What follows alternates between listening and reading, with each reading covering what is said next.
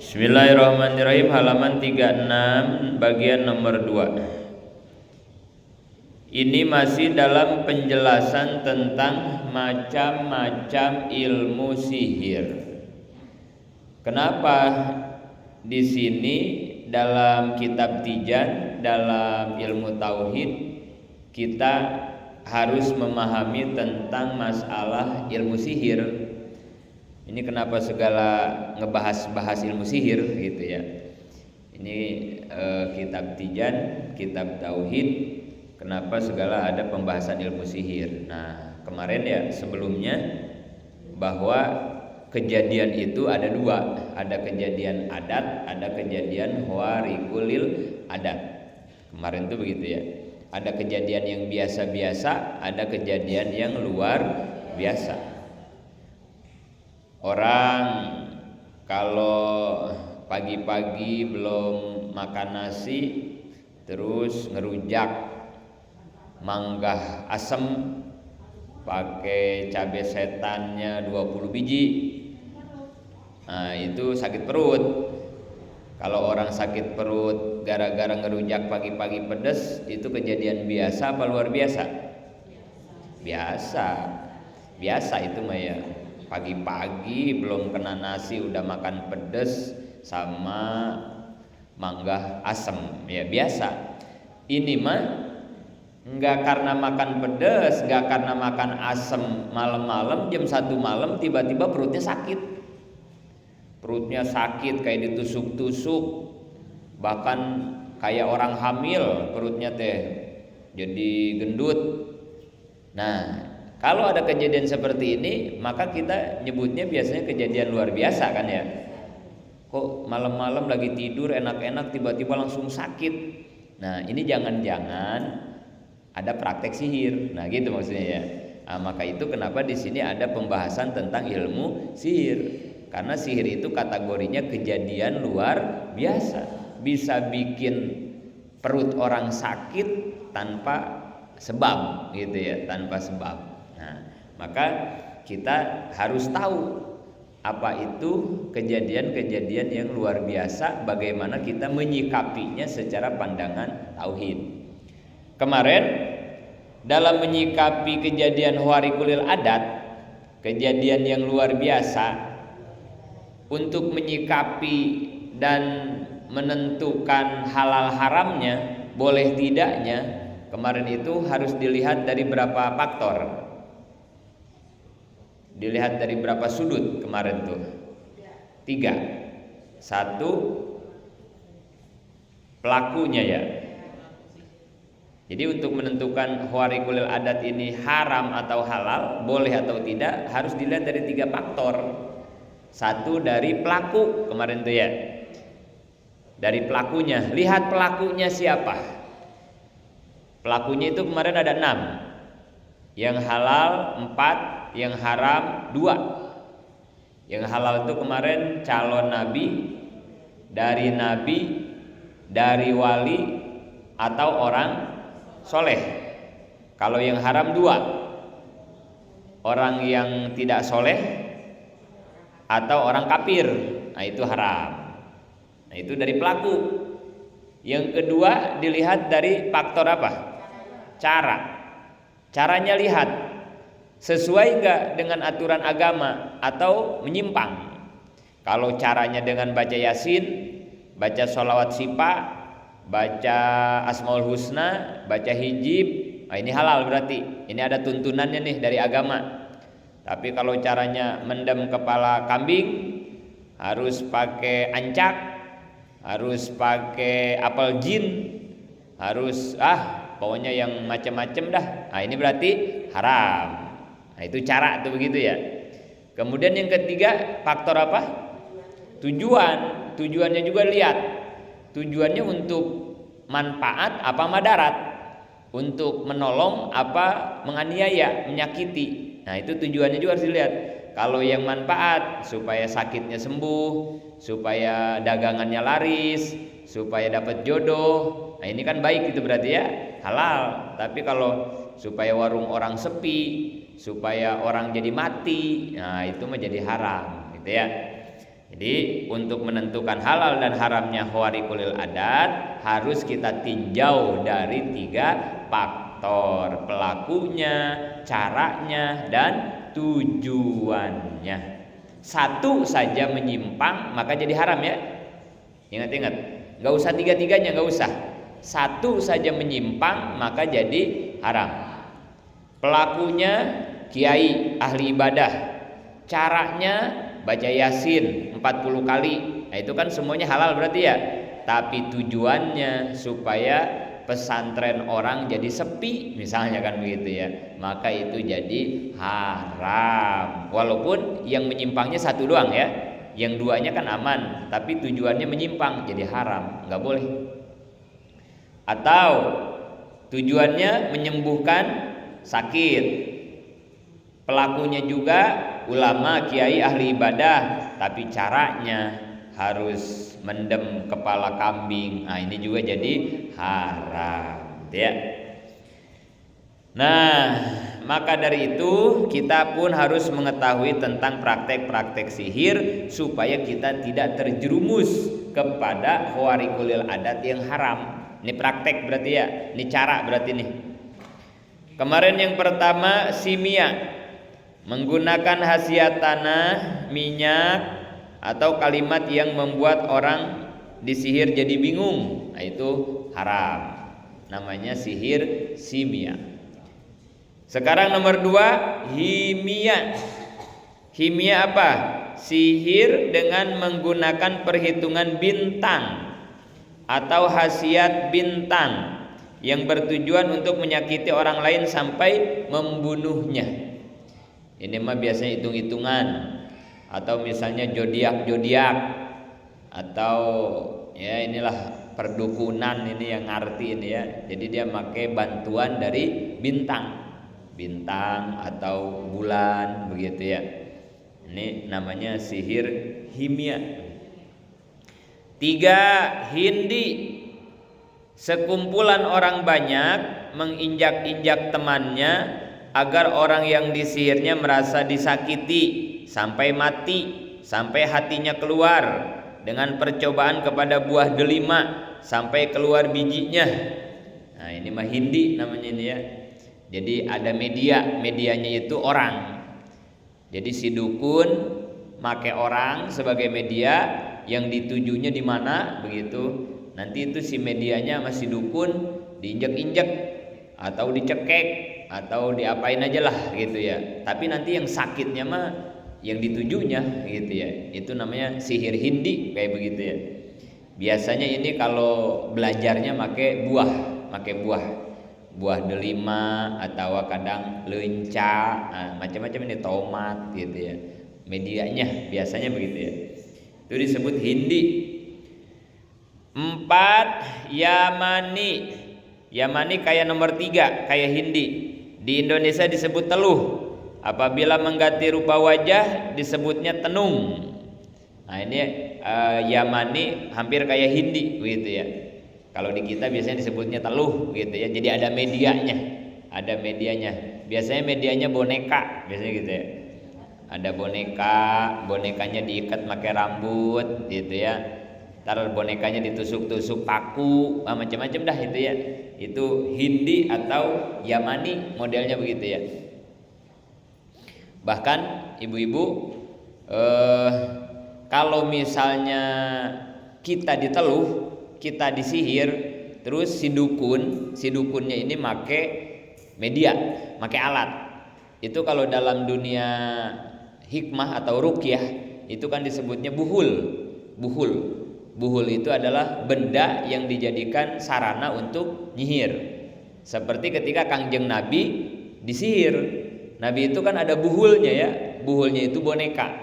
Bonekanya itu ditaruh di sumur Jarwan gitu ya. Kemudian malaikat turun, kata malaikat itu ambil bonekanya tuh di sumur Jarwan.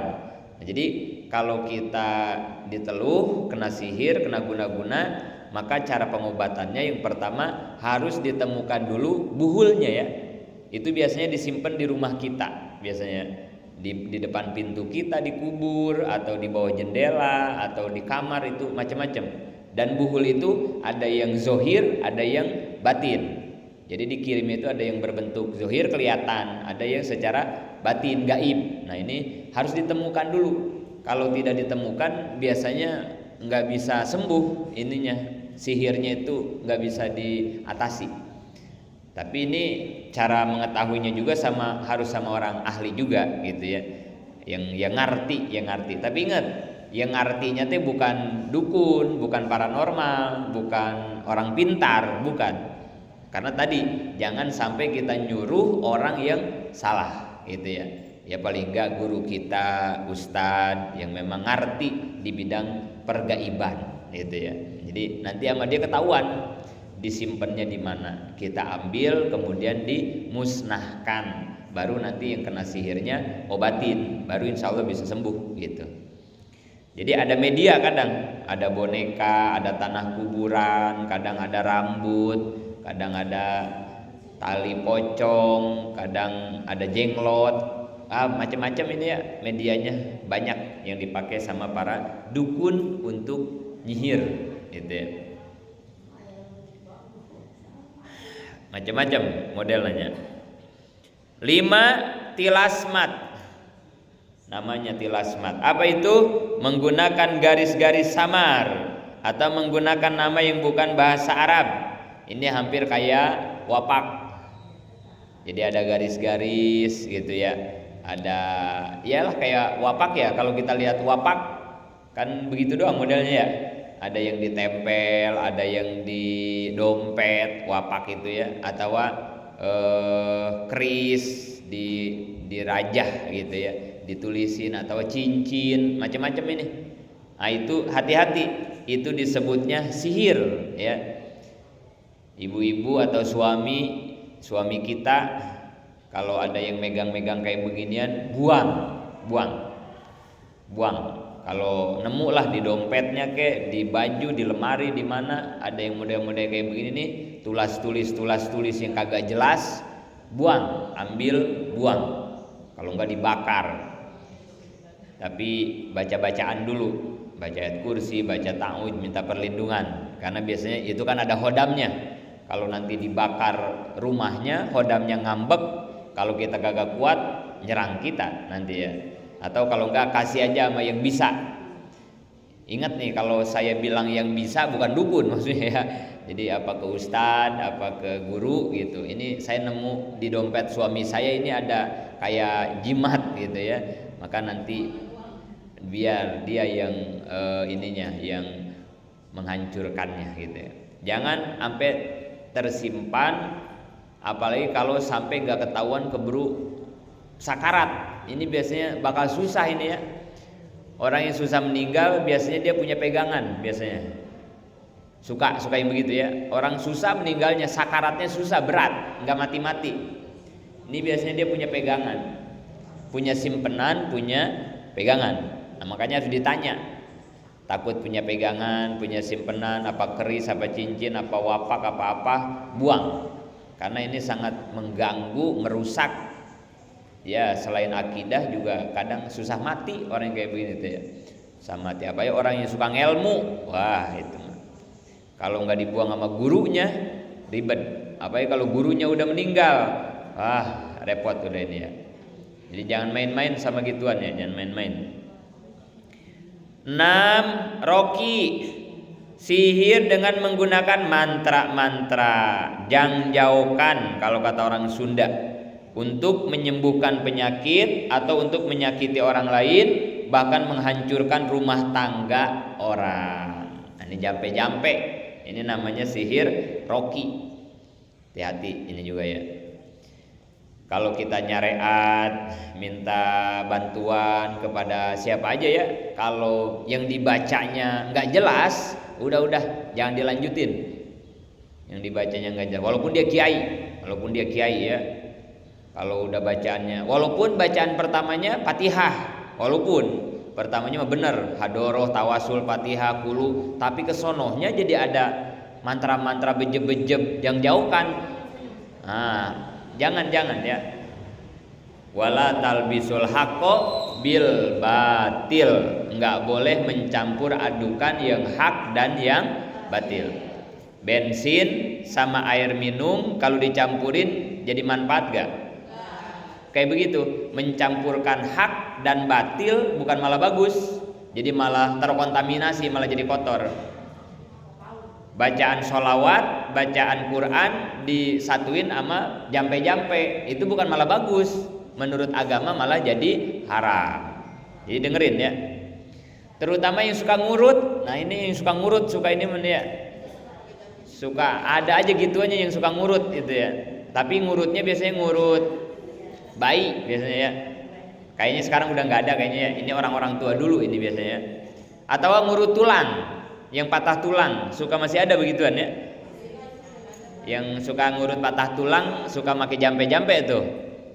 Tapi kalau jampenya dimengerti nggak apa-apa ya, nggak apa-apa ya. Kalau jampenya dimengerti mah nggak apa-apa. Bukan sihir roki, bukan. Naonnya sokan ayat teh tukang jampe tulang teh.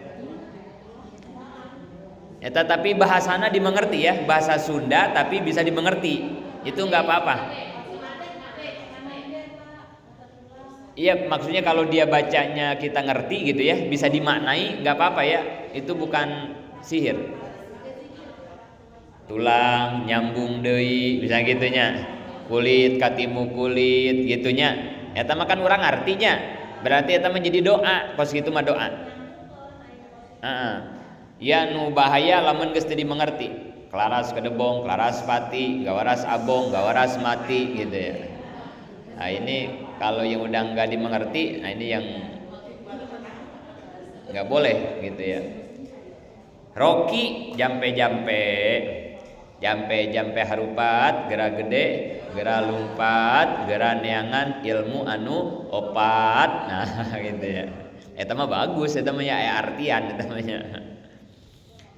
Nomor 7, istihdamat. Apa caranya dengan merintah jin, menghitung bintang di langit, memanggil arwah karuhun. Termasuk istihdamat adalah hipnotis, jaya langkung, jaya langse. Istihdamat, sihir ini. Kalau kata kita mah yang suka ngambat ya, istihdamat itu yang suka ngambat. Misalnya nih, kita berobat, si dukun biasanya ada asisten. Nah, nanti si asistennya tuh suruh ngambat. Ngambat siapa? Ngambat orang yang ada di dalam orang yang mau diobatin. Biasanya begitu ya. Jadi ditarik tuh khodamnya, dimasukin ke asisten. Nah, nanti si asistennya ditanya, kamu siapa? Kamu ngapain? Kenapa? Nah, begitu ya. Nah itu sihir model kayak begitu, nggak boleh pengobatan model begitu. Atau nyambat karuhun, ya itu nyambat namanya istihdamat. Kecuali begini, ada orang yang mau diobatin, kemudian diobatin di ruqyah ya, yang diperbolehkan kan oleh agama di ruqyah ya, karena Nabi juga kan di ruqyah, begitu di ruqyah jadi kemasukan. Nah itu bukan istihdamat itu mah ya. Emang itu mah setan jin yang ada di badannya nggak mau diruqyah, biasanya dia ngelawan gitu ya. Tiba-tiba yang diruqyahnya melotot, loncat-loncat, berontak, teriak-teriak. Itu ya biasanya begitu ya kalau yang diruqyah. Itu mah bukan istihdamat itu mah ya. Memang itu mah reaksi dari jin yang akan dikeluarkan dari tubuh seseorang. Kalau yang istihdamat mah kayak tadi, nyambat dulu, dihadirkan dulu, jinnya dipanggil. Nah itu yang haram. Itu yang sihir mah begitu ya, istihdamat. 8 nasroh, sihir nasroh. Apa? Mengobati orang yang kena sihir dengan Nah ini makanya nggak boleh kalau kena sihir diobati nama dukun, nggak boleh. Karena kalau dukun pasti pakai sihir lagi, namanya nasroh, haram. Jadi kalau ada yang kesurupan, ada yang nggak wajar, sakit anak kita, ya udah itu ke guru kita lah yang paham akidah, yang ngerti tentang masalah pergaiban, tentang jin gitu. Jangan dibawa ke dukun gitu, jangan dibawa ke paranormal. Ini kalau di masyarakat kan udah biasa ya, lumrah.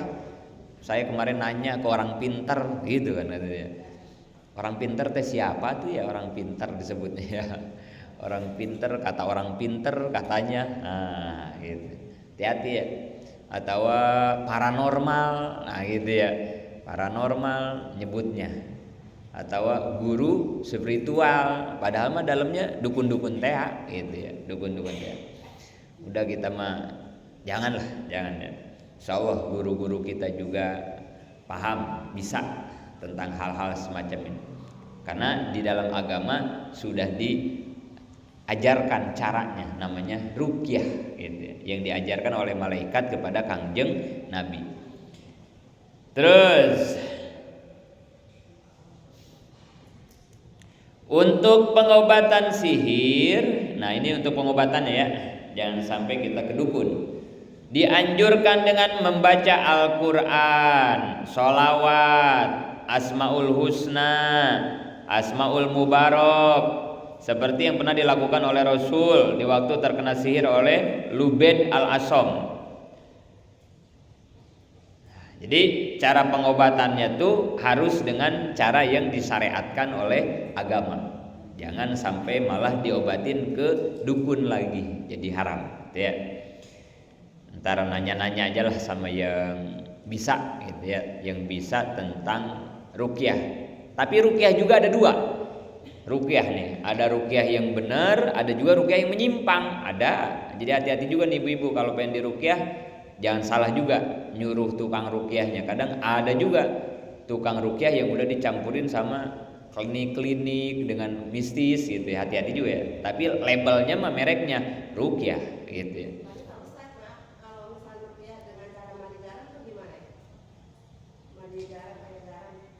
Jadi nanti ada juga begini nih, salah satu cara ngecek ini adalah adat atau khawariqul adat.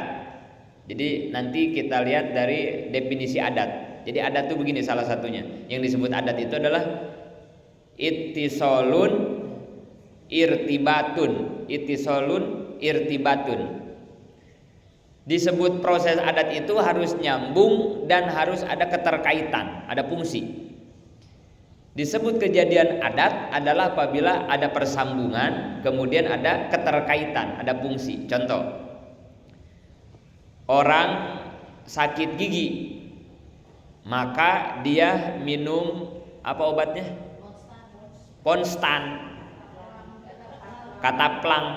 Nah, obat itu diminum. Maka ketika diminum, antara kita yang sakit gigi dengan obat yang diminum nyambung apa kagak? Nyambung kan? Jadi nyatu kan? Diminum kan ya? Nah itu kejadian adat. Kedua, harus irtibat. Irtibat itu apa? Punya fungsi. Kataplang fungsinya untuk menyembuhkan sakit gigi. Berarti ketika orang sakit gigi minum kataplang sembuh, berarti itu kejadian adat, kejadian biasa. Karena syaratnya dua terpenuhi, ittisol dan irtibat, nyambung dan ada keterkaitan. Bagaimana kalau orang mandi garam? Nah, ini proses adat apa proses khawariqul adat? Kan begitu ya. Nah, ini dia mandi garam buat apa biasanya, Bu? Oh, yang ruqyah ya? Nah, iya. Ya, biasanya kalau ruqyah ada mandi garam. Iya, garamnya ya. Nah, nanti kita lihat satu, ketika orang di ruqyah harus mandi garam, itu ada ittisolnya enggak? Pertama gitu ya. Kalau orang mandi garam berarti nyambung apa kagak? Kalau kita mandi pakai air garam, itu garam sama badan kita yang diobatin nyambung apa kagak? Maksudnya nempel enggak, bersentuhan enggak gitu? Kan dipakai mandi ya, berarti nempel ya, kayak obat diminum ya, jadi nempel. Berarti yang pertama oke, ittisol. Tinggal yang kedua, irtibat. Ada gak fungsi keterkaitan garam sama orang yang di ruqyah? Misalnya di ruqyahnya kendalanya ini apa biasanya di ruqyah nih ya? Kesurupan aja ya. Nah ini biasanya kesurupan nih. Oh, buka aura. Misalnya buka aura atau kesurupan. Ada nggak hubungan garam dengan masalah aura? Ada nggak hubungan garam dengan gangguan gaib? Itu namanya irtibat. Kalau kataplang dengan sakit gigi, ada nggak keterkaitannya? Ada, jelas. Berarti ini kan adat. Kalau garam dengan membuka aura atau ngilangin jin, ada nggak? Kalau setelah diteliti ternyata ada, berarti boleh. Gitu. Tapi ketika tidak ada keterkaitan, berarti ini warikulil adat. Kalau ini warikulil adat, dicek lagi 3 faktor tadi. Pelaku, cara, tujuan. Kalau dia tidak menyimpang, boleh. Tapi kalau menyimpang, haram. Nah gitu cara ngeceknya ya. Jadi pertama cek dulu ini kejadian adat apa warikulil adat. Kalau ini kejadian warikulil adat, cek lagi dari faktor yang 3-nya. Pelaku, tujuan, cara. Nah begitu cara nimbang-nimbang secara ilmu tauhid menyikapi kejadian adat dan warikulil adat. Gitu ya.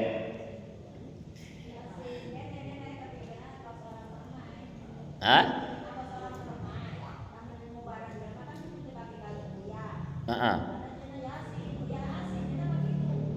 Oh, Yasin uyah asin jadinya. Berarti eta ilmuna cocokologi berarti. Ya. Ilmu cocokologi eta namanya Yasin uyah asin. Ya. Iya. Ya, dicek lagi nya kos kitu. Nya. Kemudian Sayhuna guru di Tasik wajengan, guru kita almarhum almaghfurlah amin, suka melantunkan nazoman. Wajengan bikin sebuah nazom, siiran. Tentang apa? Tentang orang yang lemah tauhid. Tapi ini pakai bahasa Sunda, nggak apa-apa. Kita baca dulu bahasa Sundanya, tabarukan kepada sairan nazoman wajengan. Nanti kita jelasin secara bahasa Indonesia. Orang baca heula. Jalmanu lemah tauhid, osok oyol-oyolan, di mana susah atawa bingung gagara yaman, kana jimat kana batu kapasarean, dipake muntang atina pinuh ku kamusrikan,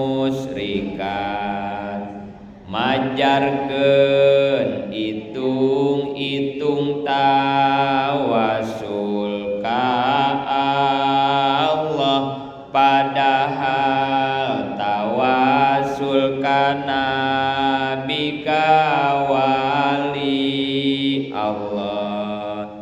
Atawa lamun miharep hiji pamaksudan, ngadepa manggul batu pikeun panayogyaan, eta teh laku nuktu bid'ah, haram hukumna lamun percaya ka itu musyrik sasar imana, atawa ngambat nyurupkeun arwah kasarumahan, bari teu sadar siga jalma owah-owahan, tah eta laku nu kitu bid'ah, haram hukumna ulah rek hayang malar salamet iman Islamna. Jalma anu lemah tauhid osok oyol-oyolan. Orang kalau tauhidnya lemah, imannya lemah, Naon oyol-oyolannya?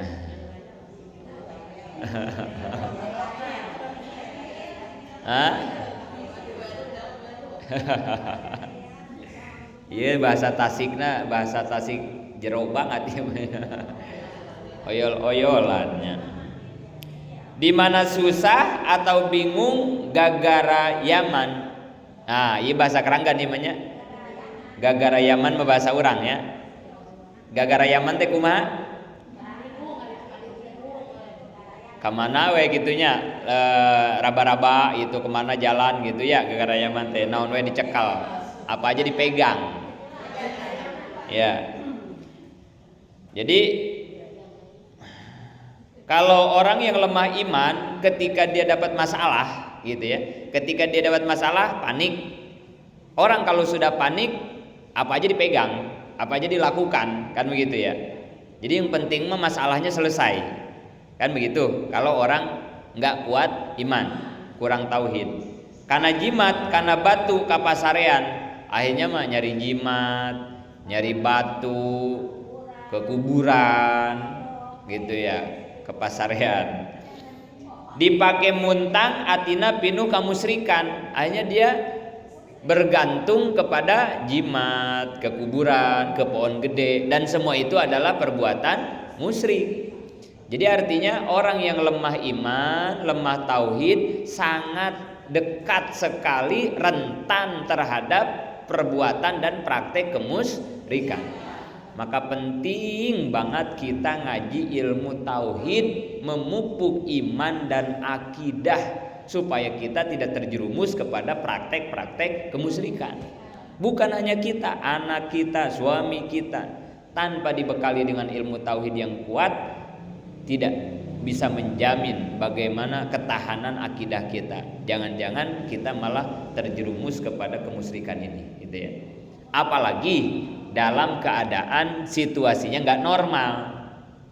Kalau normal-normal aja mah insya Allah kuat iman kita. Tapi begitu dalam keadaan tidak normal, usaha sulit, suami di PHK, anak nggak diterima, nah ini udah mulai kagak normal nih keadaan kan. Nah, masalah banyak, minjem nggak dapet, utang udah numpuk, yang nagih dari mana-mana. Nah, ini udah orang kalau dalam keadaan nggak normal begini, ini kalau iman tidak kuat maka terjadi. Akhirnya ke Gunung Kawi, melakukan semedi, udah segala macam ya. Mandi 7 sumur. Malam bulan purnama, tapi mandinya harus telanjang bulat, jalan, udah ya, udah segala macam ini. Ini gara-gara orang lemah iman, lemah tauhid. Mereka majarkeun itung-itung tawasul ke Allah. Mereka karena nggak paham akidah, iman, dia beranggapan hal tersebut adalah tawasul. Jadi kalau kata dia mah itu tawasul. Perhatikan ibu-ibu, tawasul sebetulnya perintah agama. Quran mengajarkan tentang tawasul. Wabtagu ilaihil wasilah, gitu ayatnya. Carilah oleh kamu wasilah. Wasilah itu tawasul. Tawasul teh naon? Tawasul itu apa? Tawasul itu cukang lantaran. Lamun cek orang Tasik, cukang lantaran. Cukang itu jembatan.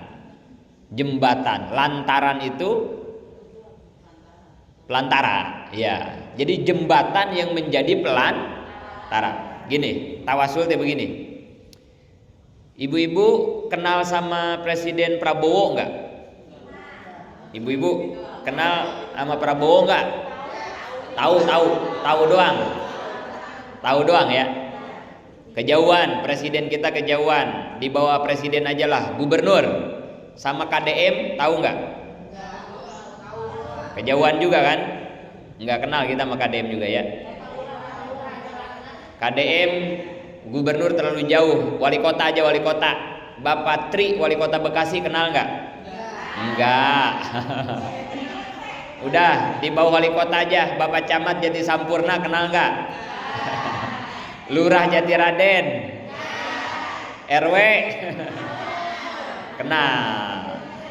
RW kenal, RT kenal. Jadi kita sampai RW RT aja lah ya. Terus kita punya anak kecelakaan. Nauzubillah, amit-amit. Ini mencontoh. Mau dioperasi. Operasinya di Cipto atau di rumah sakit karena ini parah. Duit kagak punya. Berarti kan mau nggak mau bikin BPJS atau kita minta dukungan dari pemerintah. Tapi kan kita nggak kenal, jangankan ke Pak Prabowo, ke wali kota aja kita nggak kenal, nggak ada akses.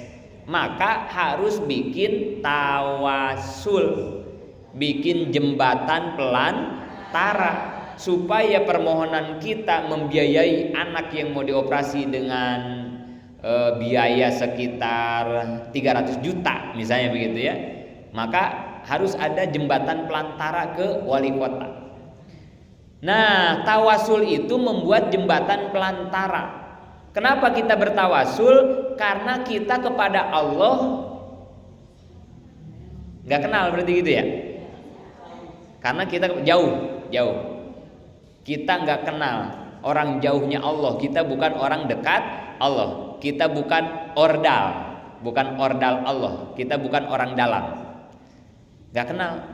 Sebetulnya mah Allahnya mah tahu ke kita, cuman kitanya ini yang nggak mau mendekatkan diri kepada Allah. Kita merasa asing, kita merasa jauh, kita sadar. Maka doa-doa kita, permintaan kita, permohonan kita, namanya kita orang yang nggak dikenal Allah, kan begitu ya. Pasti kita juga sadar kayaknya nggak bakal diijabah, kan begitu ya. Kita minta ke wali kota, siapa elu? Kata wali kota kan, gua nggak kenal elu siapa? Pendukung gua juga bukan. Orang partai juga bukan, kan begitu ya. Nah, pasti proposal permohonan kita nggak bakal dicairkan. Maka itu caranya tawasul. Siapa di kampung kita yang dekat sama wali kota? Oh, Pak RW. Pak RW ini adalah tim sukses. Waktu kemarin wali kota nyalonin, deketin Pak RW karena kita kenalnya ke Pak RW. Pak RW, ini bantuin anak saya gini-gini, tolong sampein dah ke wali kota supaya ada bantuan. Nah, dibawalah proposal kita oleh Pak RW ke wali kota karena yang dekat kenal ke wali kota adalah Pak RW. Jadi mintanya mah ke wali kota tapi lewat Pak RW. Mintanya mah kepada Allah tapi kita bikin tawasulan. Nah, itu tawasul pertama begitu ya. Pahami tawasul itu begitu. Kedua, yang boleh dijadikan tawasul itu apa? Nah, ini jangan sampai salah, jangan sampai kayak di sini nih. Disangka dia ke jimat, ke kuburan itu tawasul. Hati-hati. Dalam agama, dalam tauhid ada yang boleh dijadikan tawasulan. Enggak semuanya bisa. Hanya ada dua. Perhatiin. Yang bisa dijadikan tawasulan itu hanya dua. Satu, orang soleh. Satu. Yang bisa dijadikan tawasulan adalah orang soleh. Kedua, amal soleh. Nah, ingat. Jadi yang bisa dijadikan tawasulan itu hanya dua. Satu, orang soleh. Kedua, amal soleh. Pertama, orang soleh. Seperti bagaimana kalau orang soleh? Seperti kalau kita suka jarah ke wali.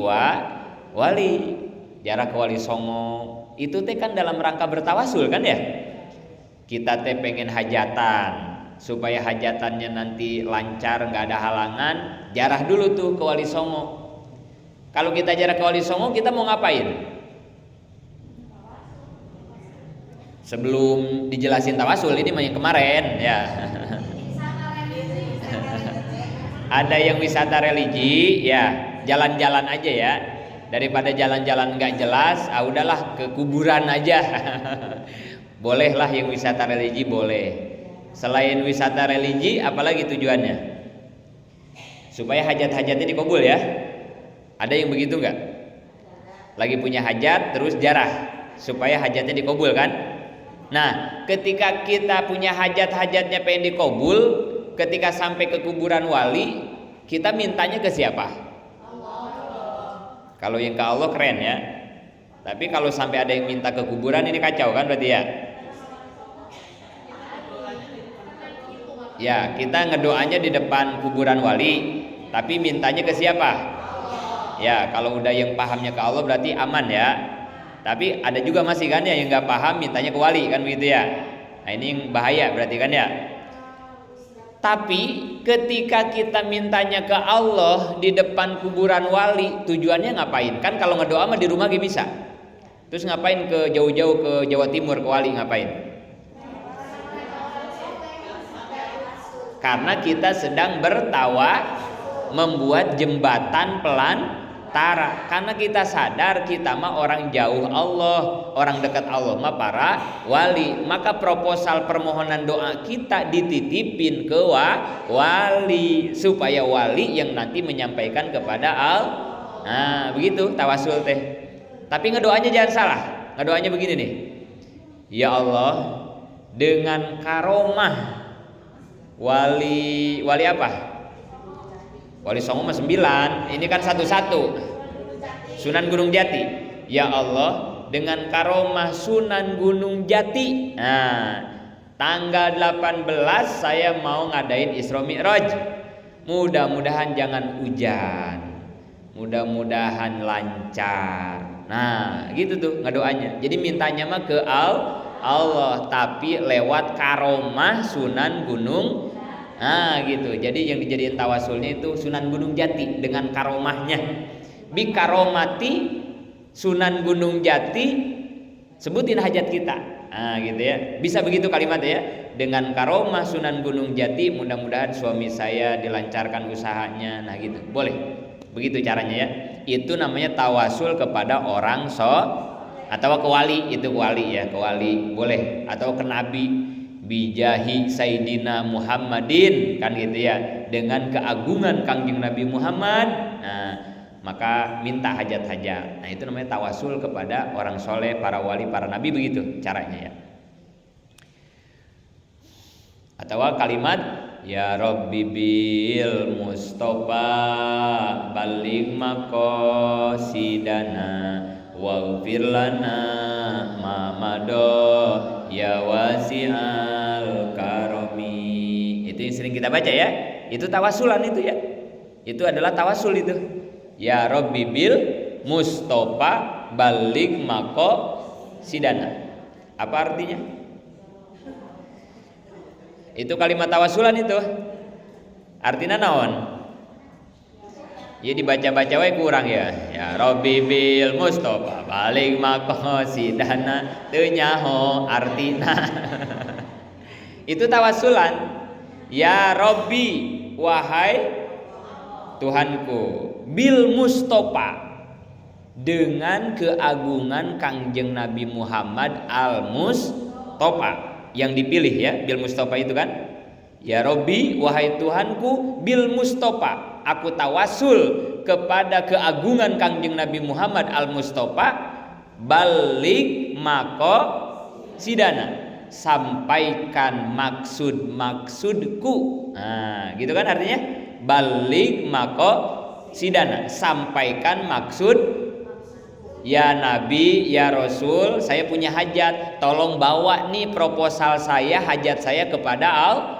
Nah gitu, balik maqasidana. Yang kedua, waghfir lana mado, waghfir lana, dan semoga engkau mengampuni mado, dosa-dosa yang telah lalu.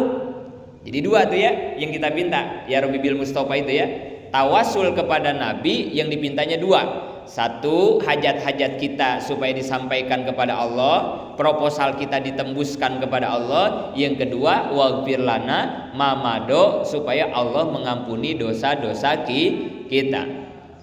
Terus kan itu nah, ya Rabbil Mustafa balik maqasidana waghfir lana mamado ya wasi'al karomi, ya wasi'al karomi, wahai zat ya wasi'a karomi, wahai zat yang maha luas karomi, karom Karom tenon.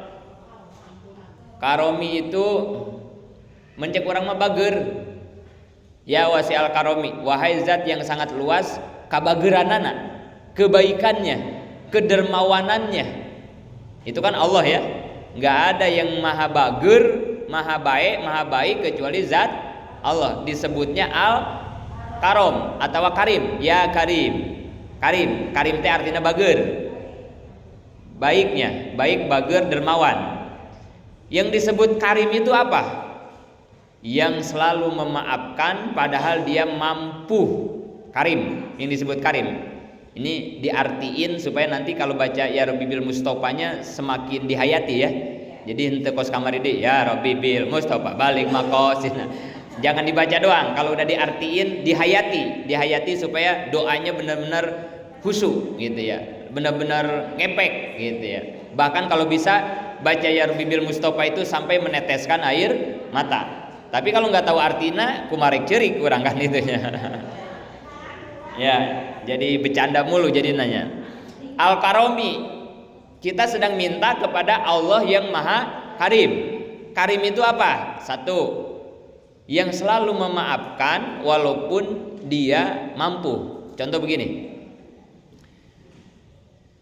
Ada orang jahat sama ibu. Ibu-ibu pernah minjem duit sama seseorang. Terus nggak dikasih pinjem, sakitnya tuh di mana? Nah, akhirnya gara-gara sakitnya tuh di sini, kita kan dendam. Awas lo, besok lo punya kebutuhan, minta bantuan gua, awas lo. Nah gitu ya. Akhirnya kan roda kehidupan berputar. Tadi kita susah, besok dia yang susah. Begitu dia susah, datang ke kita. Aduh, Bu, tolongin saya. Ini lagi kepepet banget kan itu ya. 100.000 aja pinjemin. Nah, kita punya duit, kita lagi di atas, lagi banyak duit ya. Tapi kejadian 1 tahun ke belakang, 1 bulan ke belakang kita masih ingat. Ketika kita minjem kagak dikasih sama dia, padahal dia baru dapat arisan. Nah, kira-kira kalau jatuhnya di kita itu orang mau dipinjemin apa kagak? Nah, kalau kita kagak minjemin, maka kita bukan disebut orang yang karim. Orang yang karim. Kita mah dendam, berarti ya. Allah adalah yang Maha Karim. Begini, kata Allah begini, kamu aku berikan napas dengan enak. Kamu aku berikan penglihatan, pendengaran, tenaga, otak, pokoknya semua fasilitas, sarana yang Allah kasih ke kita. Kata Allah apa? Pakai ibadah, gitu kata Allah ya. Pakai ibadah. Tiba-tiba sama kita nggak dipakai ibadah, nggak dipakai ngaji, nggak pakai sholat, nggak pakai silaturahmi, dipakainya maksiat mulu. Mulut dipakainya ngomongin orang mulu. Mulut dipakainya nyakitin orang mulu. Pokoknya nggak dipakai ibadah.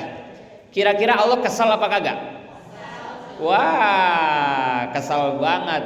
Fasilitas semua dari aku cuma-cuma. Aku cuma minta satu supaya kamu ibadah menyembah kepadaku, tapi yang kamu lakukan malah melanggar aturanku. Kesal Allah. Nah, kalau model kayak kita nih manusia, mobilnya dari kita, diemnya di rumah kita, makannya juga dari kita. Kata kita, tolong pagi-pagi nyapu, ngepel, nyuci, segitu doang tugas dari kita. Itu orang malah main HP mulu tiap hari. Wah, kalau buat kita usir, ya kan? Udah lu sono loh, diusir kalau buat kita mah ya.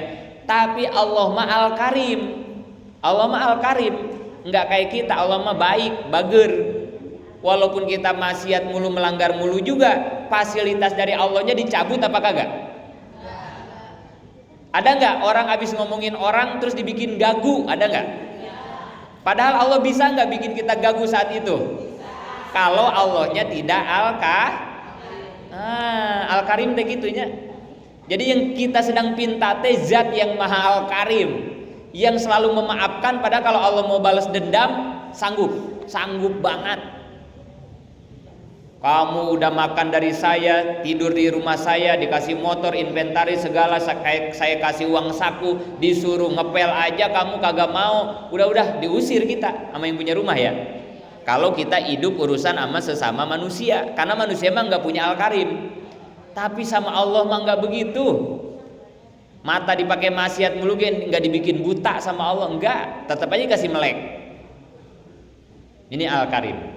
Yang pertama begitu ya, al-karim.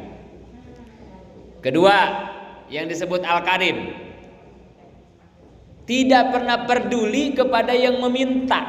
Al-karim itu begitu ya. Tidak pernah peduli kepada orang yang minta. Al-karim. Yang mintanya tukang ibadah, yang mintanya tukang maksiat, karena al-karim, karena baik, dikasih aja. Mau dia pelit, mau dia baik, kalau dia udah minta tolong dikasih aja. Itu al-karim begitu tuh. Nggak pernah peduli sama orang yang minta. Kalau kita dilihat-lihat dulu kita Maya. Ini kenapa ini pengemis? Kita lihat dulu badannya sehat, jalan kuat, badannya sempurna, tapi minta-minta nggak dikasih sama kita. Nggak dikasih. Kerja atuh Pak, itu badan sehat begitu kenapa jadi ngemis? Kita mah begitu.